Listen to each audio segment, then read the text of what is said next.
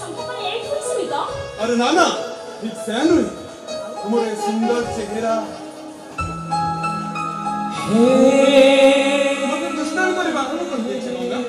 आउ तुम्हारे गुलाब बड़ा बड़ी नानी दुर्गा नाना बड़ी आखी आउ तुम्हारे मतवाला छे ना मते पागल करे दे आउ मते जो निका संजय करे बाबा तबे तो कविता लिखिबा कथा कविता लिखि कविता आकृति करिबा कथा कई जब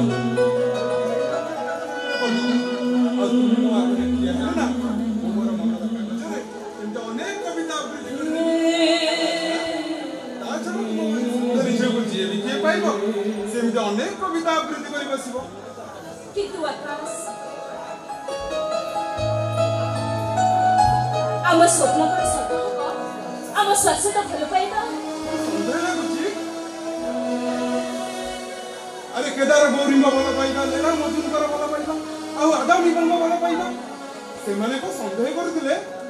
अरे सच्चा प्रेम जो आज पर्यंत इतिहास रे किंबदंती होई रहि जाय से कथा नुहे जे हेले मते खाली डर लागुची डरी गले हम हारी जिबा गंगा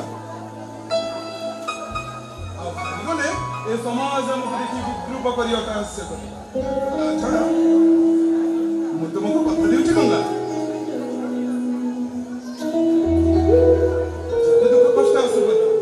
तुम्हारे तो केबे छाड़ी दे ए समाज पर हमको स्वीकृति देबो अरे तथापि ए समाज रो पंखीला रास्ता रे हम का चली चालू चालू जति म छुट्टी पड़े